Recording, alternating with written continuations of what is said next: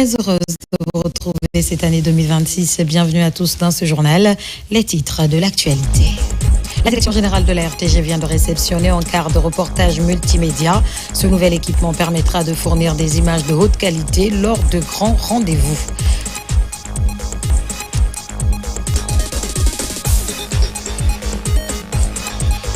Et puis, cérémonie de lancement officiel des activités de l'usine de fluides au Cancan. C'était en présence de la ministre de tutelle, Dr Diaka Sidibé. Les échos dans ce journal.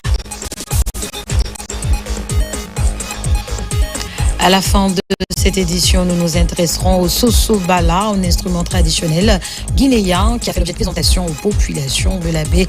C'est tout pour le sommaire. Encore une fois, bonsoir et bienvenue à tous. Ce mardi, le gouvernement guinéen a présenté ses vœux de nouvel an à son Excellence, Monsieur le Président de la République de Guinée, Mamadi Doumbouya. Les ministres ont mis cette occasion à profit pour lui adresser leurs chaleureuses félicitations à la suite de sa brillante élection à la magistrature suprême lors du scrutin présidentiel du 28 décembre dernier. En réponse, le président Mamadi Doumbouya a salué l'engagement et la cohésion au sein de l'équipe gouvernementale Omar Barry. Les membres du gouvernement, conduits par le Premier ministre chef du gouvernement, M. Amadou Ouriba, et les membres du cabinet présidentiel, notamment le ministre secrétaire général de la présidence, le général Amara Kamara, et le ministre directeur de cabinet de la présidence, M. Djiba Diakité, ont présenté ce mardi 6 janvier 2026 leurs vœux de nouvel an à son Excellence M. Mamadi Doumbouya, président de la République, à l'occasion d'une cérémonie solennelle hautement symbolique.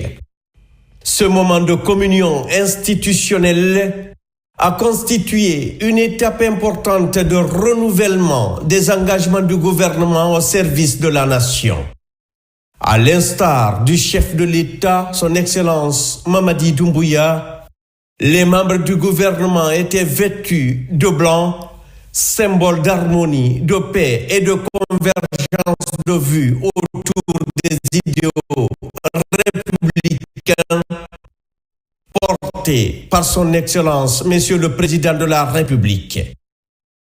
Par la voix du Premier ministre chef du gouvernement, les ministres ont adressé au Président de la République leurs vœux les plus sincères de santé, de prospérité et de réussite.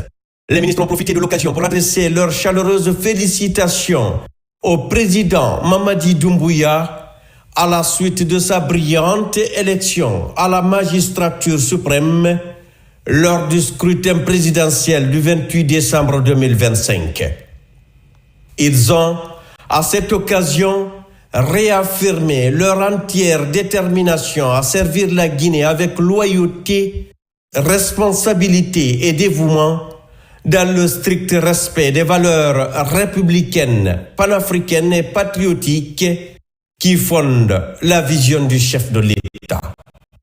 Excellence, Monsieur le Président de la République, en ce début d'année nouvelle et à la suite de la proclamation par la Cour suprême des résultats définitifs de l'élection présidentielle, la Guinée se tient à l'orée d'une nouvelle séquence de son destin commun.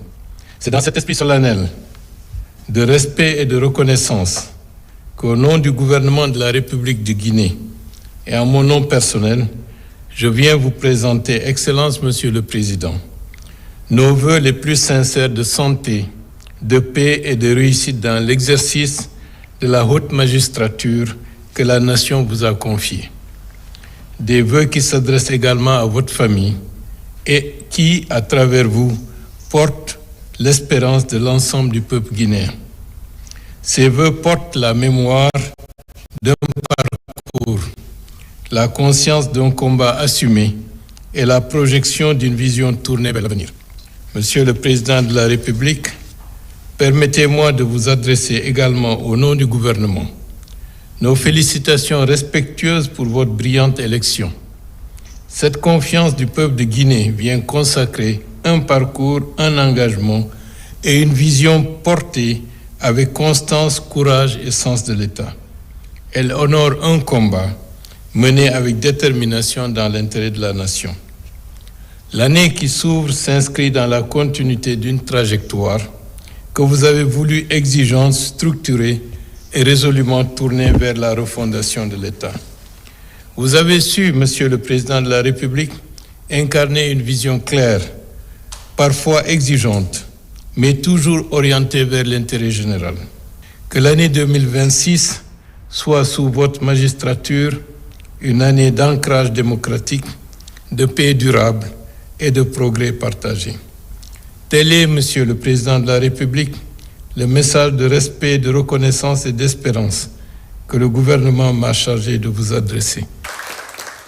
En réponse, Son Excellence le Président Mamadi Doumbouya a salué l'engagement et la cohésion de l'équipe gouvernementale.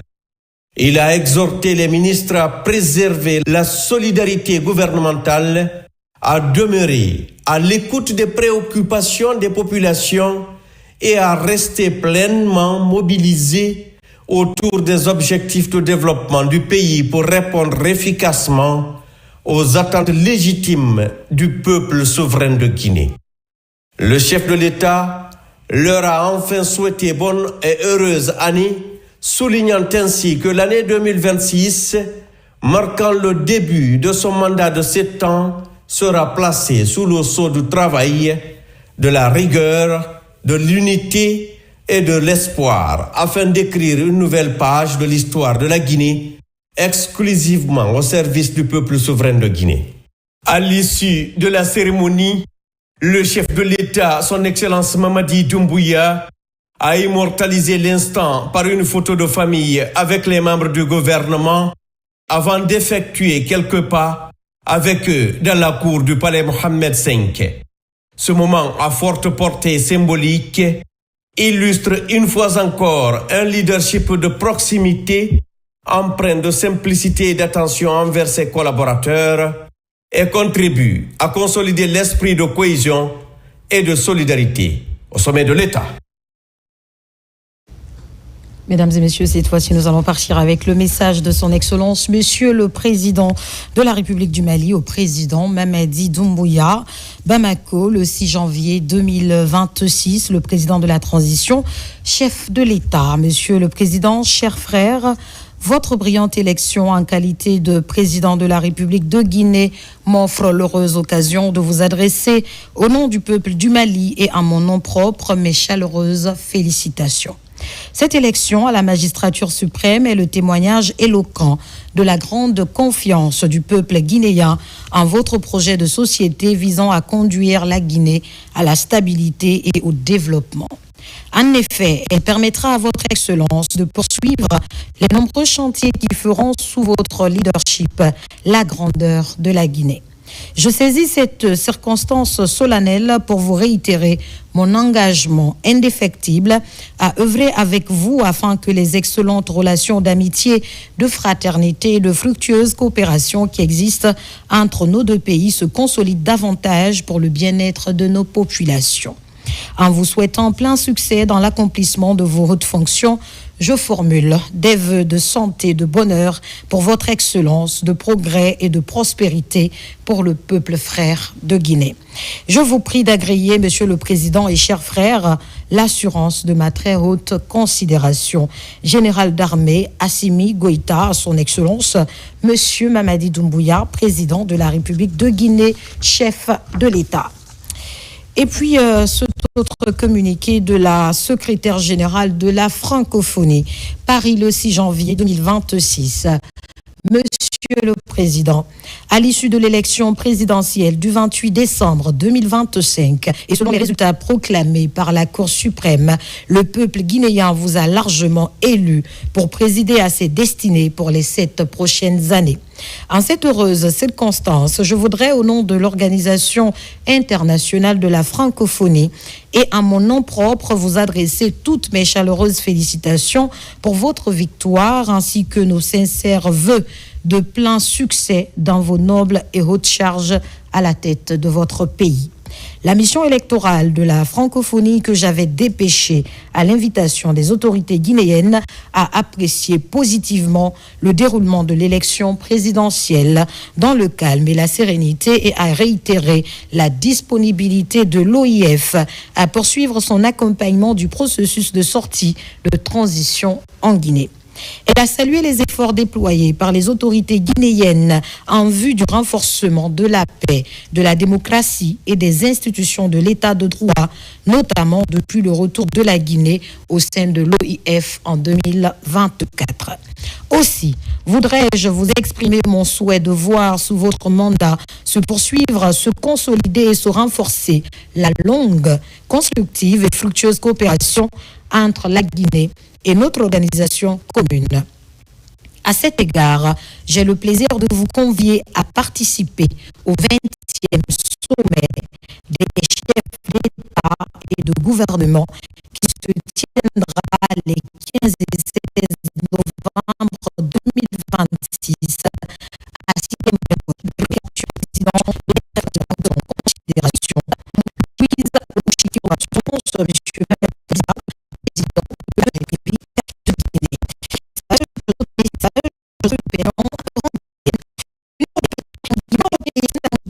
Salue la tenue de l'élection présidentielle du 28 décembre 2025 en Guinée, qui constitue une étape décisive et attendue vers la fin de la transition politique. Elle se tient prête à poursuivre son partenariat de long terme avec la Guinée sur base d'intérêts partagés. L'Union européenne appelle à ce que la tenue des élections suivantes nécessaires pour compléter le retour à l'ordre constitutionnel se déroule dans des conditions ouvertes, transparentes et inclusives. Nous poursuivons ce journal. Le gouvernement qui renforce son soutien la stratégie, la connecterie et les de la saisonnière de 3 millions aux bénéficiaires dans le cadre du projet de développement commercial en Guinée. L'objectif est de stimuler l'investissement privé et de créer des emplois pour protéger la transformation agricole. Dans un contexte de cohérence économique et de diversification des sources de croissance, la Guinée mise l'agriculture commerciale comme sur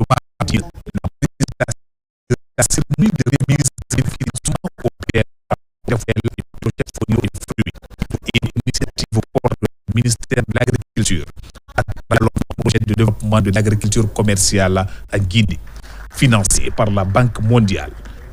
Ce mécanisme vise à renforcer les investissements privés au sein des chaînes de valeur agricole inclusives, tout en favorisant la création d'emplois durables dans les zones d'intervention du programme.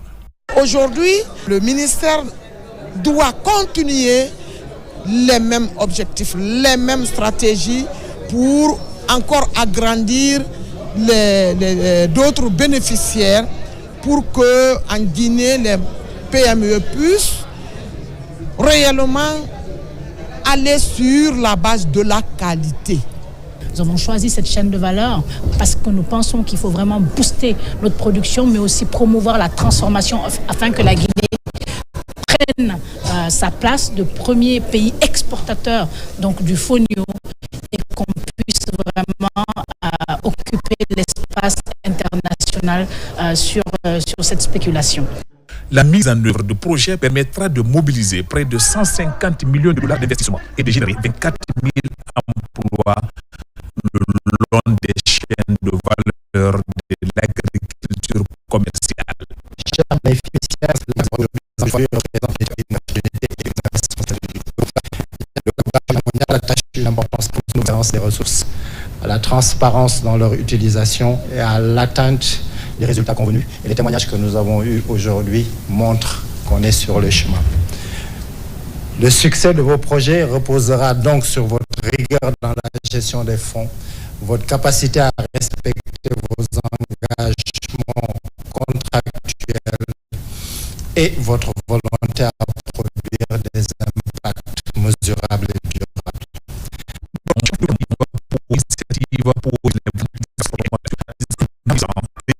Et maîtriser les matières premières agricoles. L'agriculture, c'est le terrain.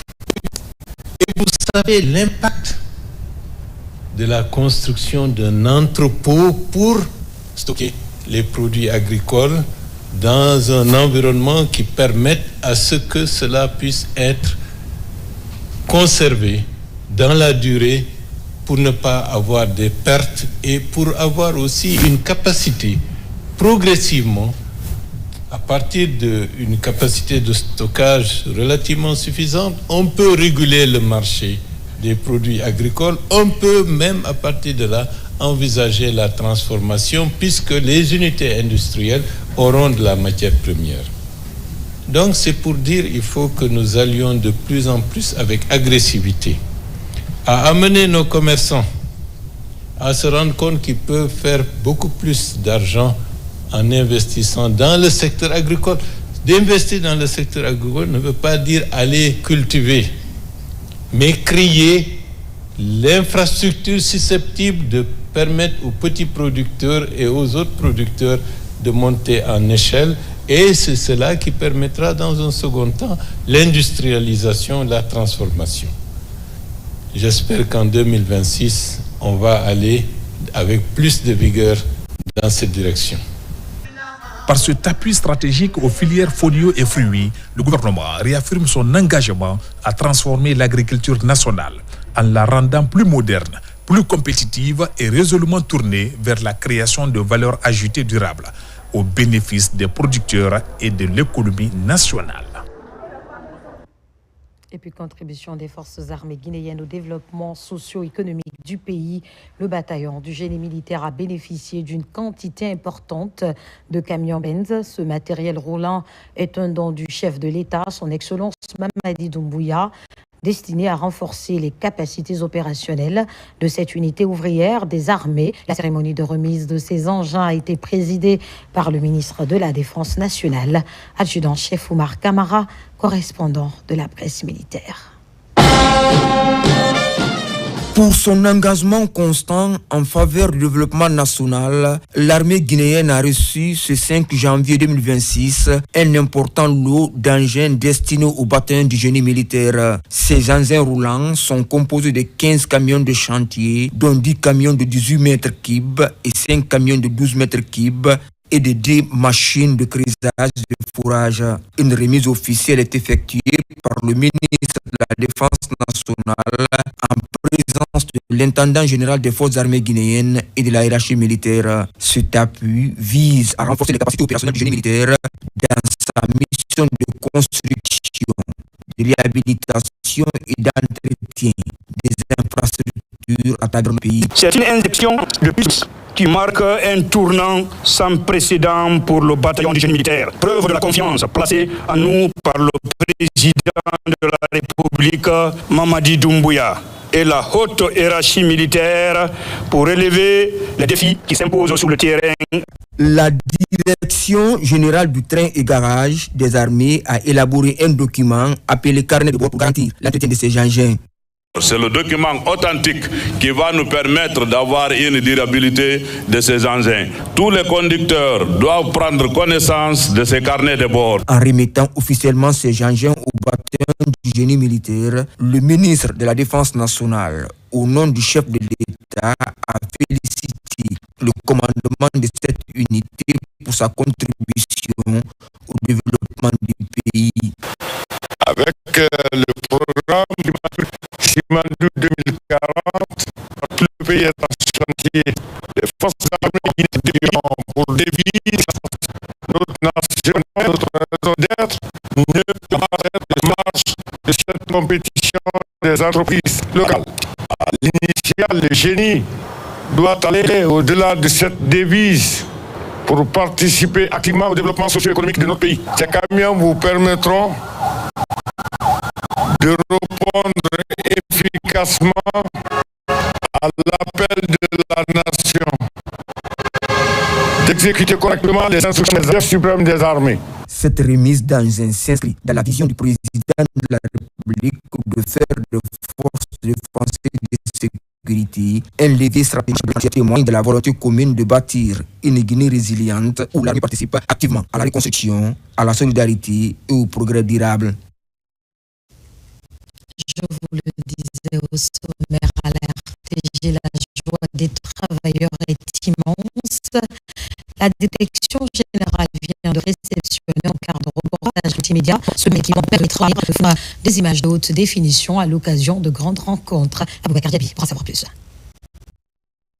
Le parc matériel et d'équipement de la RTG Koloma poursuit son cycle de transformation numérique pour offrir un service de qualité aux téléspectateurs guinéens. Sous le leadership du ministère de tutelle, la direction générale de ce média étatique vient d'être dotée d'un quart de reportage multimédia génération. Cet équipement est conformément à la commande pour satisfaire l'étendue du territoire national.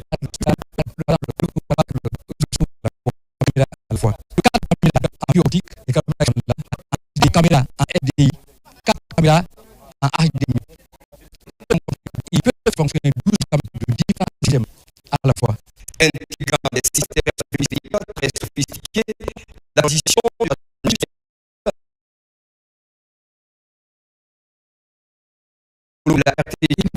C'est une grande joie de recevoir le cadre de reportage aujourd'hui de la RTG, c'est écrit dessus RTG. Et la joie est immense. Avoir un tel équipement, ça voudrait dire qu'on peut faire le direct des grands événements en donnant des images de qualité.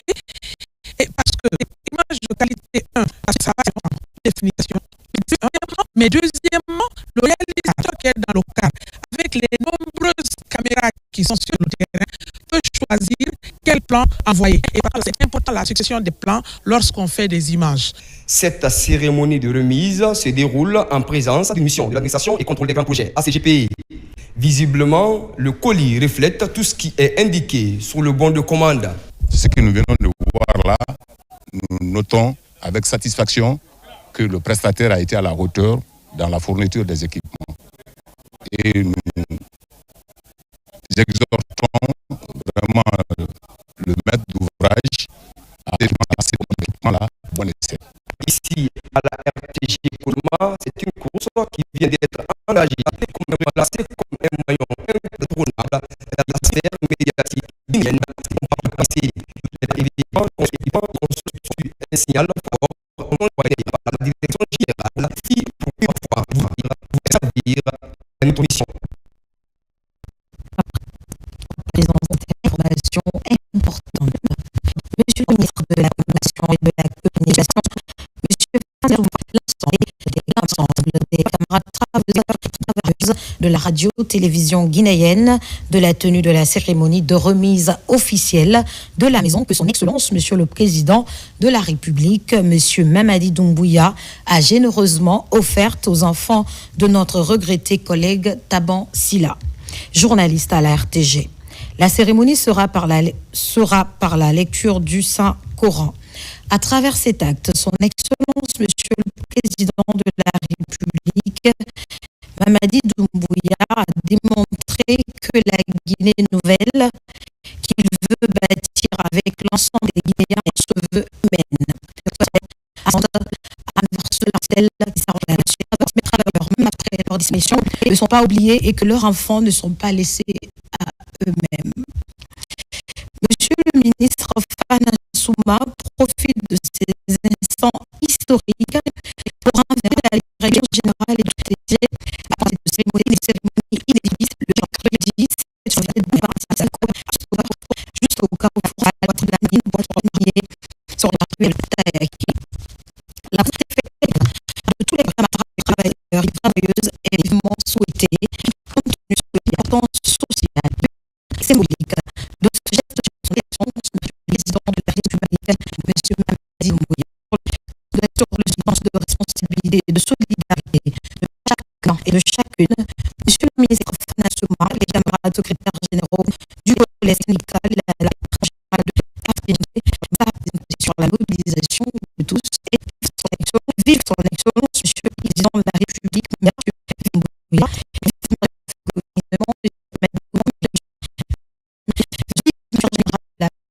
de la présidence, le général vive Monsieur le cabinet de la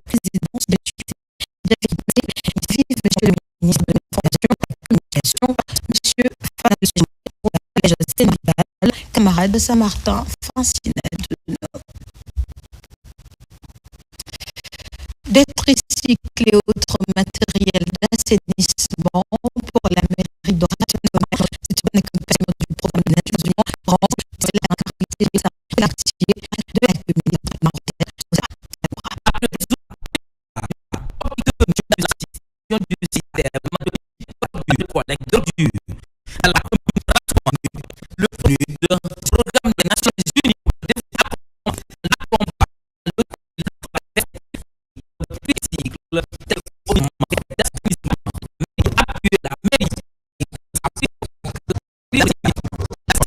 Nous pensons que cet effort va les aider à assainir le cadre de vie, à avoir un environnement plus sain pour les populations de la commune. Ces engins et équipements d'assainissement sont destinés au développement pour la valorisation bien utiliser le matériel qui nous a été offert, mais aussi répondre aux attentes des citoyens. C'est la communauté très propre, avoir une vie saine pour nos citoyens.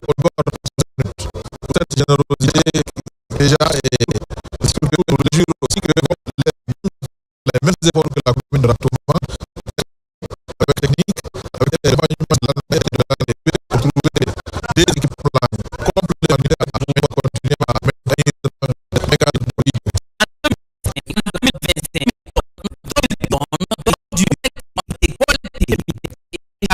La décharge avec ces nouveaux équipements, la mairie compte doubler ce chiffre pour mieux assainir la commune.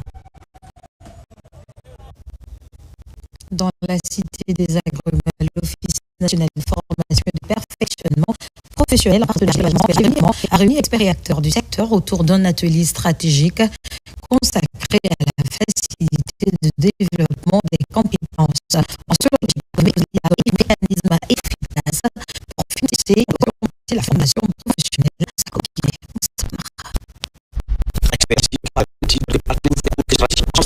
Comment mieux former pour mieux employer.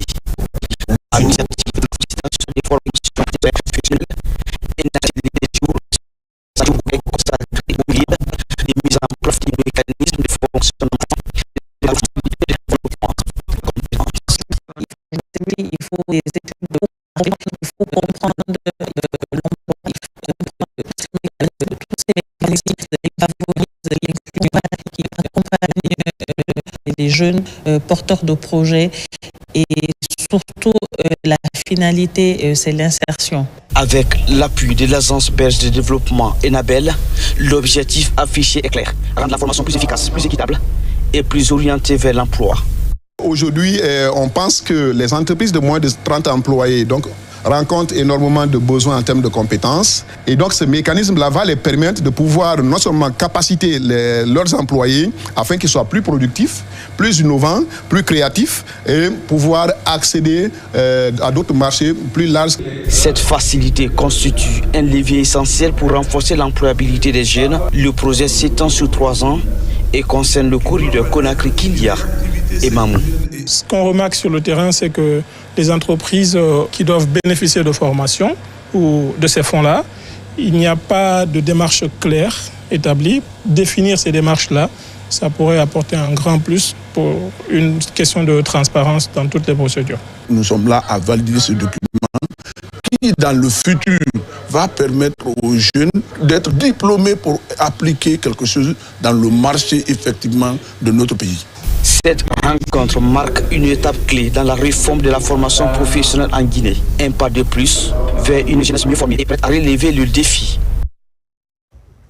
Dans l'actualité encore, le Club des jeunes filles leaders de Guinée a publié le rapport biannuel de ses activités, une véritable base de données pour l'État et ses partenaires dans la lutte contre les violences basées sur le genre. Yaya Silla, compte rendu.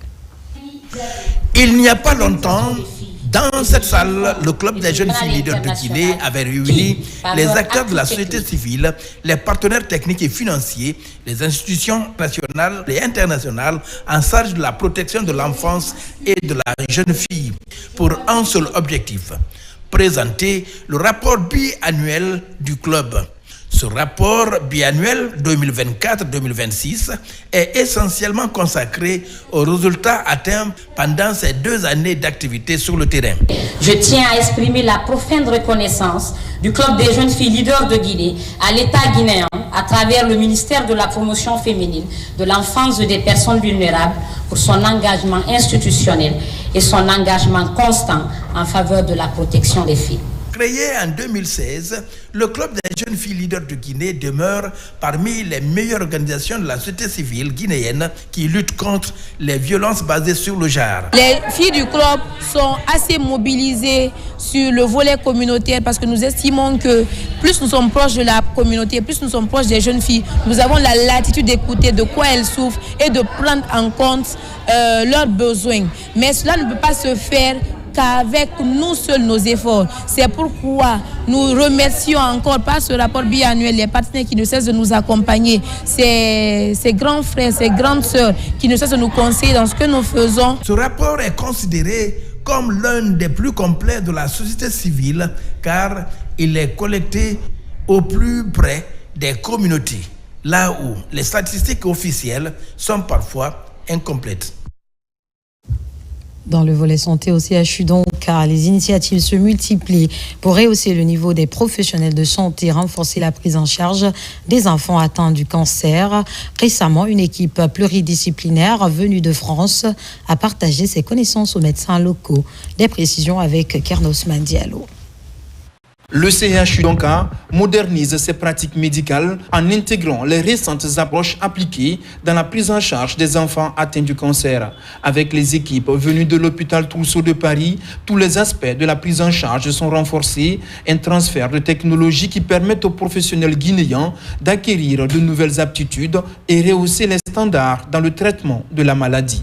J'ai beaucoup apprécié la mise en place de ce que nous avions fait l'année dernière, à savoir les frottis de sang, la coloration de May Grunwald Jamesa, qui a été bien mise en place, bien continuée à l'hôpital Donka, bien pratiquée dans les règles de l'art. On revient pour un deuxième volet et pour pousser et transmettre nos compétences sur le versant plus médulaire, donc moelle osseuse, la cytologie médulaire, à l'équipe d'hématologie de l'hôpital Donka. La venue des équipes de l'hôpital Trousseau de Paris au CHU Donka s'inscrit dans une logique d'investissement consenti par la concession pour former le personnel de l'hôpital national Donka et réduire significativement les évacuations sanitaires. Nous avons reçu une équipe multidisciplinaire de 10 experts qui ont travaillé avec plusieurs services, que ce soit la pédiatrie, la chirurgie pédiatrique, le laboratoire, la pharmacie, l'anatomopathologie, mais aussi la radiologie, pour vraiment arrimer la prise en charge des différentes leucémies à l'hôpital national Donka. Donc c'est une mission qui a été couronnée vraiment de succès. Alors la pharmacie s'est considérablement réorganisée. Voilà, ce qui est un atout majeur pour votre établissement. Les commandes sont anticipées, voilà, pour la continuité de la mise à disposition des médicaments. C'est vraiment beaucoup plus performant, donc bravo. Et puis on reste à vos côtés, voilà, pour continuer cette coopération avec quelques pistes sur l'anapath et l'imagerie, voilà, pour continuer à progresser. Cette année, le CHU Donka envisage également de renforcer son programme de développement des capacités du personnel médical et paramédical avec de nombreuses missions attendues et l'envoi de médecins guinéens à l'étranger. Nous ne changeons pas de sujet. Direction Bofa, commune rurale de Tamita, précisément au centre de santé de la localité qui vient de recevoir sa 2e étoile d'or, une distinction pour des services de santé de qualité dans le cadre de la prévention du VIH-Sida en termes de transmission de la mère à l'enfant. Autre précision avec Younes Atawel Kamara. Pour la 2e fois de suite, le centre de santé de la commune rurale de Tamita, préfecture de Bofa, reçoit son étoile d'or. C'est une reconnaissance de la qualité pour les services de prévention de la transmission mère et enfant du VIH-Sida et d'autres maladies transmissibles au sein de cette structure sanitaire. La rigueur dans le travail en faveur des patients, la discipline et l'hygiène sont entre autres critères qui ont permis à ce centre de santé de décrocher cette autre distinction. 3 de ces étoiles n'est que le début d'un long processus, car la présence de l'étoile signifie que les services de qualité sont offerts dans la structure en comparaison à d'autres structures. Nous accompagnons le ministère de la Santé à travers le programme national de lutte contre le VIH et le SIDA pour la réduction et de la transmission mère-enfant du VIH. Et donc nous sommes là pour remettre la 2e étoile d'or au centre de santé de Tamita, qui a compétit parmi tant d'autres structures au niveau national et qui a pu atteindre cette performance de 93%. Par cette initiative, l'ONG Guy Paigo accompagne l'État guinéen à travers le ministère de la Santé pour la réduction de la mortalité maternelle, néonatale et infantile en Guinée. L'obtention de cette 2e étoile n'est ni le fruit du hasard ni un événement isolé. C'est le résultat d'un travail continu, d'une adhésion institutionnelle à la culture de la qualité et d'un respect strict des normes et procédures qui encadrent les soins PTME. On parle d'étoile d'or. Quand il s'agit d'une fois, on peut dire que c'est la chance. Mais quand ça fait 2 fois, ce n'est plus une chance, mais c'est une compétence. Au terme de la cérémonie, les satisfecits ont été décernés aux agents qui se sont illustrés en 2025 pour sauver des vies dans les différents services de ce centre de santé qui reçoit tous les jours les malades venant des différents villages et districts de la contrée. Dans le volet santé, toujours à Port-et-Dakar, démarrage du projet de construction d'un centre de santé amélioré. L'ouvrage, une fois achevé, contribuera à améliorer de façon conséquente la santé des populations. La cérémonie de pose de la première pierre a mobilisé plusieurs personnalités et sages de la localité. Mamadou Alpha Baldé, reportage. C'est un acte fort en faveur de l'amélioration des soins de santé dans la préfecture de Mamou. Les travaux de construction du tout premier centre de santé amélioré de Port-et-Dakar sont lancés. Le délai d'exécution est de 12 mois. Ce centre de santé, une fois achevé, contribuera à sauver des vies, à réduire les souffrances inutiles et à restaurer la dignité des populations, notamment des femmes et des enfants. Port-et-Dakar est donc aujourd'hui la démonstration que chaque localité compte, que chaque citoyen compte, et que le développement doit être une réalité vécue dans les villages et les sous-préfectures. La santé est le premier pilier du développement. À travers ce projet, nous aurons une nouvelle page pour nos mères, nos enfants et nos personnes âgées qui bénéficieront bientôt de soins de qualité, accessibles et plus proches de leur lieu de résidence. Ce centre offrira des services essentiels conformes aux normes nationales, notamment en matière de santé maternelle et infantile, de vaccination, de prise en charge des urgences, de prévention et de promotion de la santé. La future infrastructure sanitaire sera dotée de toutes les commodités avec un plateau technique plus performant permettant de prendre en charge certaines opérations chirurgicales et des pathologies comme la tuberculose. Ce centre composera d'une salle de tri, d'une salle de consultation, d'un bloc administratif, d'un bloc de labo-pharmacie, d'un bloc pour la pharmacie, d'un bloc d'hospitalisation, d'un centre de dépistage à la tuberculose, d'un bloc de logement pour le chef chirurgien, ainsi que quelques ouvrages connexes, tous bâtis sur 1,5 hectare. Aujourd'hui, le gouvernement guinéen fait de l'amélioration continue du système de santé une priorité tant à Conakry que dans les localités les plus reculées du pays. Nous poursuivons ce journal. La délégation spéciale de la commune de Manéa a tenu sa session budgétaire pour l'année 2026. L'occasion pour les responsables communaux de se pencher sur le budget de développement local de la nouvelle collectivité. À côté, plusieurs autres projets étaient sur la table. Alpha Isiagaba, Souleymane Kondé. À Manéa, porte d'entrée de Conakry, le développement local est une priorité des autorités communales. D'où la tenue de la 3e session budgétaire de Manéa. Dans les débats, l'avenir de la 13e commune de la ville de Conakry. Cette session budgétaire consiste à l'identification et à la validation des actions prioritaires d'abord. Ensuite, travailler sur le budget lui-même, parce que c'est ces activités prioritaires-là qui doivent rentrer dans les lignes budgétaires de 2026.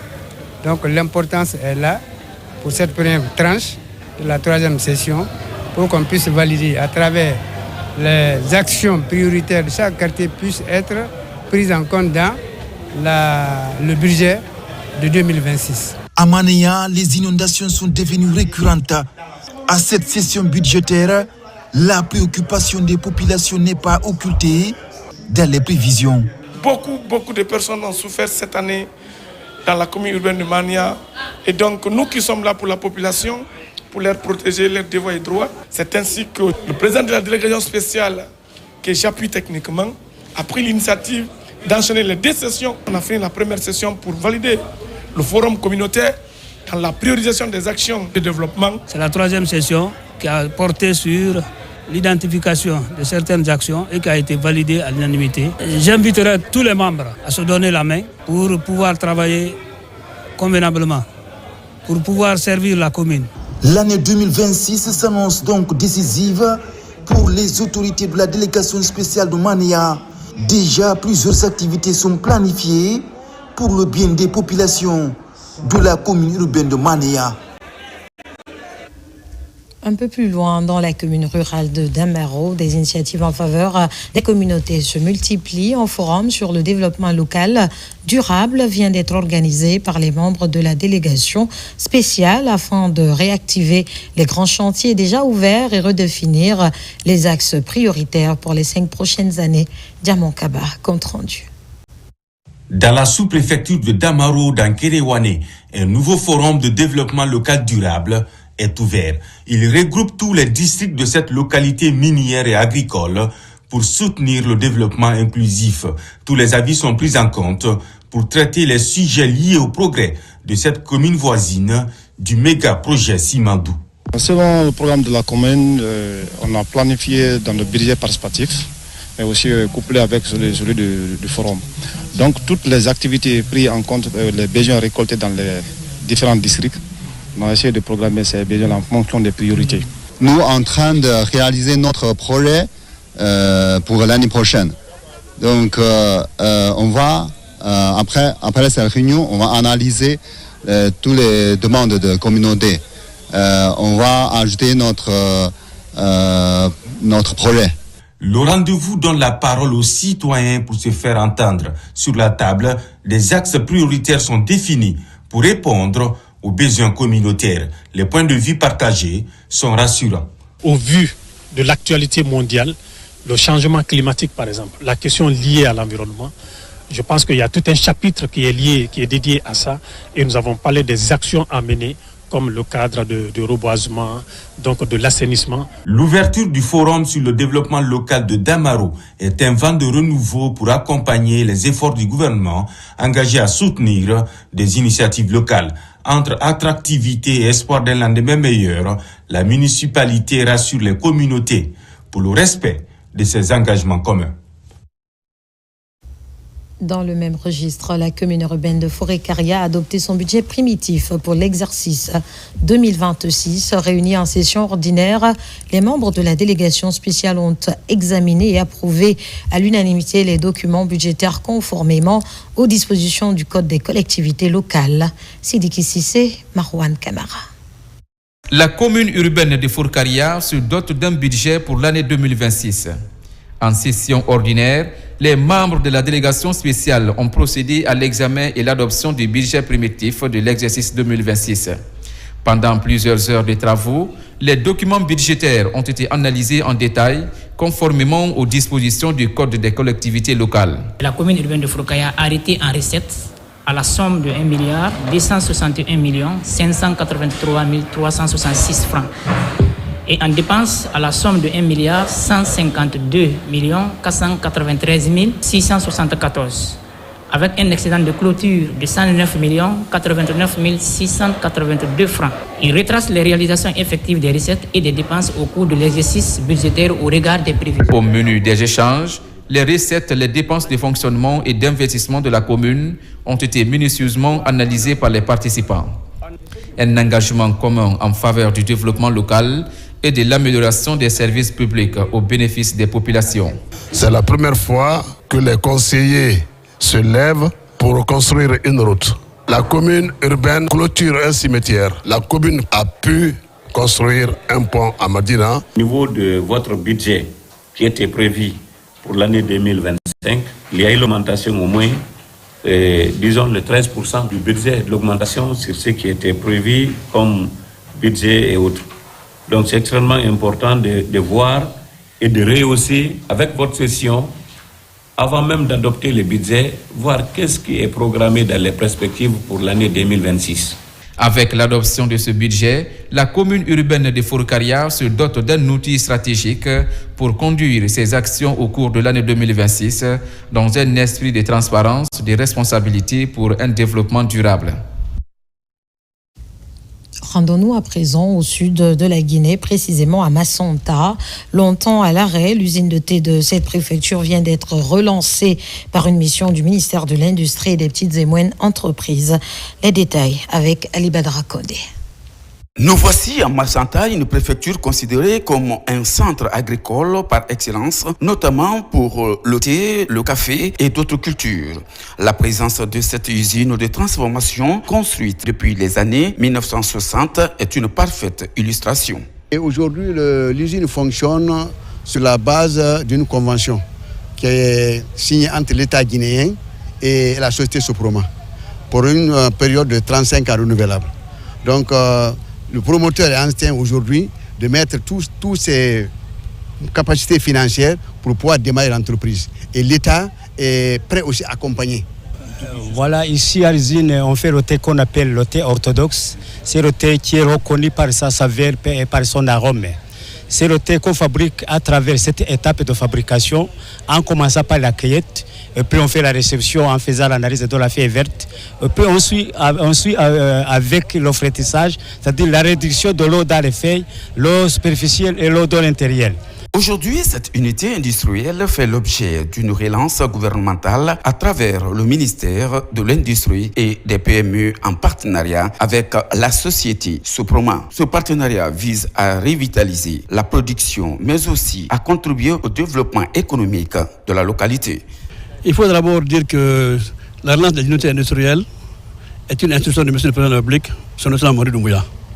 Donc depuis un certain temps, Madame la ministre de Touzaka Sidibé nous a instruit pour venir voir cette unité industrielle-là, faire l'état des lieux, voir ce qui est fait, ce qu'il reste à faire, afin que cette instruction du président de la République soit effective. Cette relance de l'usine de thé de Massanta, avec l'impulsion de la ministre Dr Djaka Sidibé, prévoit une production importante. À date, plus de 69 employés y travaillent et la production journalière est estimée à plus de 1000 tonnes.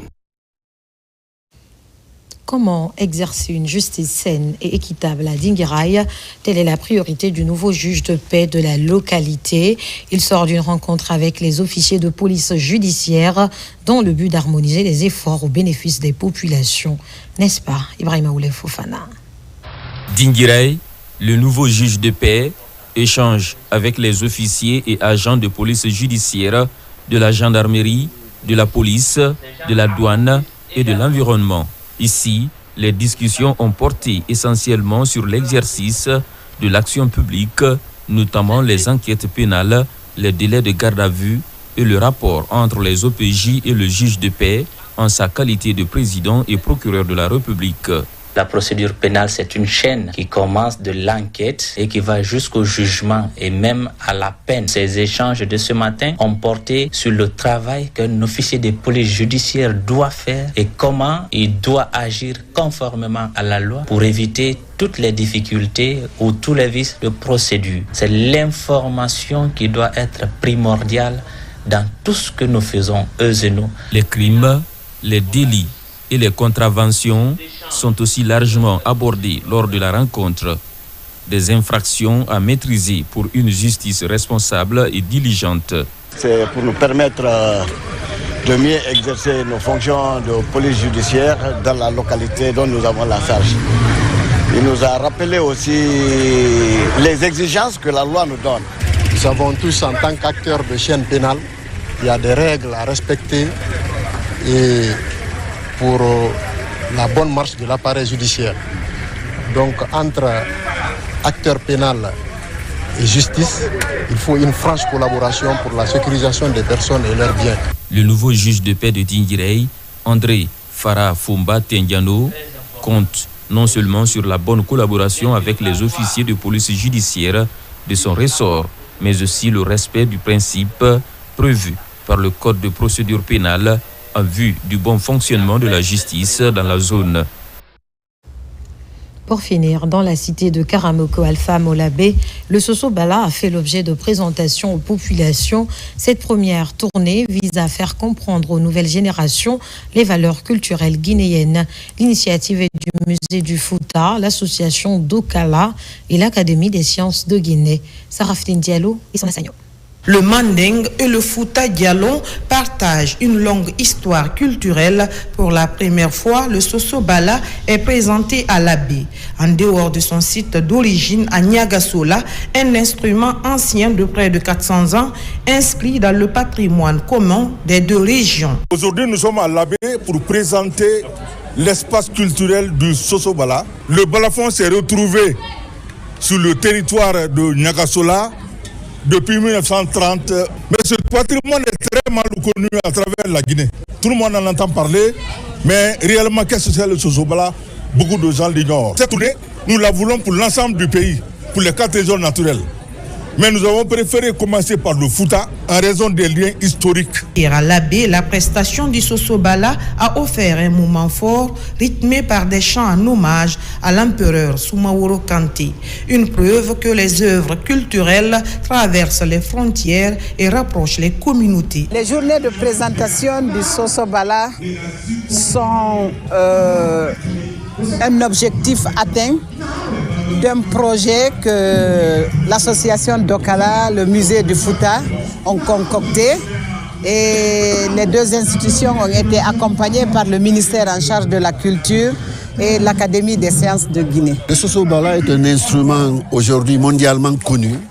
Et le problème, c'est qu'il faudrait qu'au niveau de notre pays, la jeunesse soit au courant de cette réalité du Soso Bala. C'est un élément de notre culture. Et c'est aux jeunes, justement, de faire découvrir nos valeurs ancestrales. Reconnu par l'UNESCO comme patrimoine oral et immatériel de l'humanité en 2001.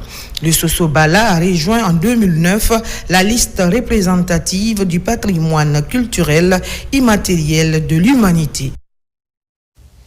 Et vous suivrez à la fin de ce journal l'émission L'heure du bilan avec le ministre de la Pêche et de l'économie maritime. Voilà qui met fin à ce journal. Grand merci à tous de l'avoir suivi. L'actualité se poursuit.